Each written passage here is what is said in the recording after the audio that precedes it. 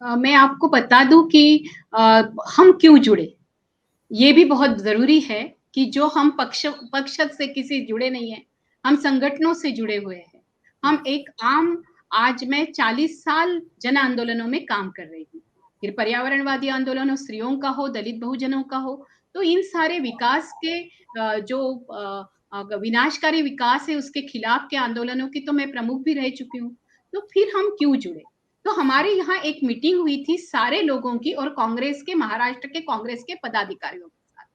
तब हमने सबने ये क्लियर कर दिया था और जिसमें मैंने एक पूरा प्रेजेंटेशन किया था उसका छोटा-सा अंश पढ़ दूँ कि हमने कहा था, प्रिय राहुल जी, भारत जोड़ो में हम सब जुड़ना चाहते हैं। जन आंदोलन, जन संस्था और सिविल सोसाइटी के लोग हम सब जुड़ना चाहते हैं, हमारे सारे असहमति के मुद्दों के साथ। हम वो एक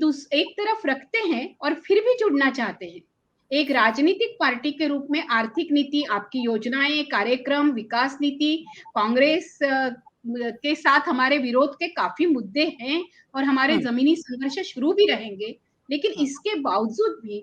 हम अस्तित्व और अस्मिता के संघर्षों में और रचना के कार्य में जुड़े लोग हमारी लड़ाई बरकरार रखते हुए भी हमें न्याय नहीं मिलता है तब तक संघर्ष जारी रखते हुए भी हम आपसे जुड़ना चाहते हैं क्योंकि आपने जो नारा दिया है वो पहली बार 1948 में गांधी जी जाने के बाद और 1956 में डॉक्टर बाबा साहेब ने धम्म दीक्षा देने के बाद राजनीति से करुणा जैसे गायब ही हो गई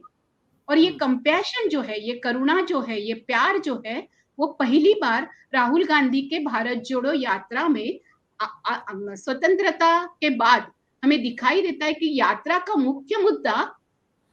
मनुष्य है, इंसान है और नफ़रत के बाज़ार में प्यार की दुकान खोलने का है और जोड़ने का है। तो जो तोड़ने वाली 2014 से लेकर अच्छा, इसके 2022 इसके नजदीक जो आखिरी आखिरी बयान लाल चौक से दिया, उन्होंने वहां भी इससे वो जाहिर, जब उन्होंने कहा कि कहीं भी देखो लोगों को प्यार करो, गले लगाओ, तो मतलब ये आखिरी बयान के तौर पर भी यही बात कही है, रेखांकित करने लायक है जो आप कह रही हैं, करुणा और प्रेम और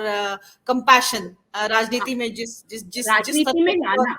हाँ, लंबे अभी समय तक से तो राजनीति नहीं होती है। रही। हाँ, बिल्कुल, बिल्कुल। तो ये वाली बातों को लेकर हमने रखा मनोरमा जी और हम काफ़ी यानी सारे महिला संगठन इकट्ठा आए। मुंबई में महाराष्ट्र के सारे ओबीसी संगठन, एकल महिला संगठन, महाराष्ट्र का हमारे ऊपर ज़िम्मा था, प्रतिभा शिंदे हमारा संयोजन कर रही थी और अन्य भी बहुत लोग थे। लेकिन हमने यानी देखो कार्यक्रम की जो पूरी महाराष्ट्र में तब तक तो तमिलनाडु और आंध्र और तेलंगाना करते हुए राहुल जी अंदर आ रहे थे। आंध्र को पार करते हुए महाराष्ट्र में आए, तब तक राहुल जी को दलित बहुजन मुद्दे पर तमिलनाडु में जो ओबीसी और पेरियार के मुद्दों को लेकर थोड़ी-सी बातचीत हुई होगी, लेकिन ओबीसी मुद्दे पर राहुल जी का स्टेटमेंट नहीं आया था। जैसे ही महाराष्ट्र में आए, तब उन्होंने एक बहुत सारे जन संगठनों ने, सारे जन आंदोलनों ने अलग-अलग मुद्दे, फिर सेहत का मुद्दा भी हो, कोरोना काल में हुई चीजें भी हो, ये अलग-अलग मुद्दे पर जहाँ-जहाँ जन संगठन काम कर रहे हैं, उन सारे मुद्दों को लेकर स्त्रियों का, बहुजनों का, आदिवासियों का, घुमंतु विमुक्तों का, ऐसे वंचित बहुजन सारे मुद्दों को हमने लाया। उसमें बहुजन थॉट करके जब मुद्दा ये किया गया, तब मैं आपको थोड़ा-सा बता दूँ कि वो दिन था 19 नवंबर और वो इंदिरा गांधी जी का जन्मदिन भी था। उस दिन इंदिरा गांधी जी के जन्मदिन के दिन उसको महिला दिन करके भी इन्होंने घोषित किया था, जिसके कारण शाम को सारी महिलाएँ जो 3 बजे के बाद की जो पूरी यात्रा थी, उसमें पूरी की पूरी महिलाएँ ही जुड़ी थी। और हम देखते हैं कि हर एक प्रांत में जब हर एक राज्य में वो गए, वहाँ एक दिन उन्होंने खास करके महिलाओं के लिए भी रखा और बहुजनों के तरफ से जब मैं ओबीसी के तरफ से बात रख रही थी, तो मेरी जो बातचीत हुई, अगर आप अभी चाहती तो मैं अभी बताऊँ, लेकिन आपने जो पहला सवाल पूछा राजनीति को लेकर जो चयनिका जी से, उसको मैं पूरा कर दूँ कि राजनीति के मुद्दों को लेकर अगर उन्हें अगुवाई करनी होती, तो आज वो उस तरीके से नारेबाजी करके निकल सकते थे। उन्होंने कहीं भी नारे नहीं उठाए, नारे नहीं उछाले। हाँ, उन्होंने ये नहीं कहा ये महत्वपूर्ण बात है। उन्होंने आखिरी में भी जो कहा है वही आप मतलब जो हमने अभी चर्चा की जिसकी। तो उन्होंने नारा नहीं उछाला। उन्होंने ये नहीं कहा कि कांग्रेस की तरफ से मैं आपको ये देना चाहता हूँ। लोग आ रहे थे, लोगों को लग रहा था कि कांग्रेस का प्रतिनिधित्व राहुल जी कर रहे हैं, लेकिन जो जिन लोगों को क्लियर था कि राहुल जी इस तरीके से, तो मुझे तो सबसे बढ़िया बात इस यात्रा की ये लगी कि जिस दिन से निकले कन्याकुमारी से वो कश्मीर तक लगातार 25 किलोमीटर से लेकर 30 किलोमीटर चलने इस देश की पूरा इतिहास बुद्ध से लेकर महावीर से लेकर चलने का, और चलते हुए उन्होंने लोगों को समझा है।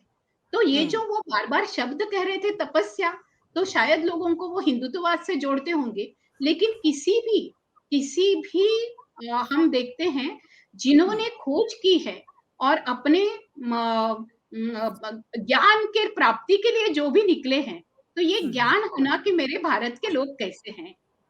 तो हम भारत के लोग उद्देशिका में कहना संविधान के, ये अलग बात, और सचमुच भारत के लोग कैसे जी रहे हैं, ये हर एक प्रांत में जाना। जैसे गांधी जी चले थे, लेकिन गांधी जी गोखले जी के साथ रेलवे से भी गए, कहीं भी गए हैं, चलते हुए भी गए हैं। लेकिन इस तरीके से लगातार अथक सारे राज्यों से निकली हुई यात्रा और वहां लोगों का सैलाब, भले ही मेन स्ट्रीम मीडिया में जो आप बता रही हो उस तरीके से 60% अभी पीएम मोदी जी को मिल गया है वगैरह वगैरह दिखा रहे होंगे, लेकिन मैं बताऊं घरों घरों से लोग आ रहे थे। मैंने जो दृश्य देखे हैं, हम लोग बिल्कुल दौड़ रहे थे, और लोग दौड़ रहे थे, लोग मिलना चाहते थे, और राहुल जी ने किसी को भी बिल्कुल, वृद्ध महिलाओं से लेकर वृद्ध आदमियों से लेकर सैनिकों से लेकर किसी भी अधिकारी हो या कोई बिल्कुल मजदूर हो, किसी मतलब को गले मतलब लग लता जी, लगाए। मतलब उनकी छवि जो है पहले के मुकाबले में गंभीर हुई है और ज्यादा जिम्मेदार राजनीतिज्ञ की हुई है। और मतलब जो हमारा जो मुख्य सवाल यही है, और उसका मतलब कि क्या कांग्रेस को आगे चल करके एक पार्टी के तौर पर उसके विस्तार में क्या फर्क आएगा, उसके प्रसार में, लोगों के बीच उसकी पहुंच का दायरा जो है, जो सिमटता गया है, वो क्या मतलब उसमें इजाफा होगा ये? हाँ, इजाफा होना चाहिए, होगा ही। उनके साथ एक लश्कर के अधिकारी, निवृत्त अधिकारी जब जुड़े, तब उन्होंने कहा कि मैं क्यों राहुल जी के साथ जुड़ रहा हूँ, तो ये जो 2014 से 22 तक जो नुकसान कर दिया गया है, जिस तरीके से पुलवामा हुआ, जिस तरीके से कारगिल के मुद्दों को जिस तरीके से अलग दिखाया गया, जिस तरीके से आर्मी को लेकर आज सरकार 1-1 रुपया मांग रही है, ऐसे कभी नहीं था। आर्मी ये देश के प्रतिष्ठित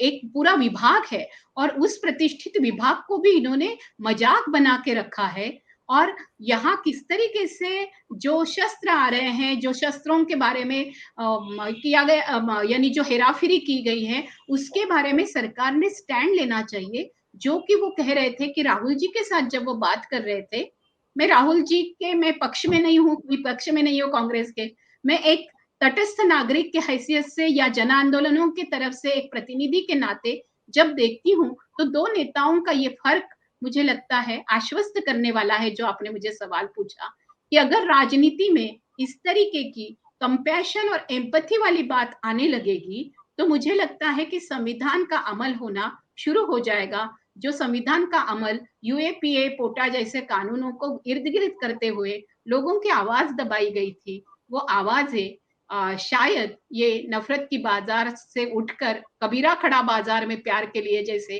राहुल खड़ा बाजार में प्यार के लिए, इस तरीके से हो सकती है, समझ में।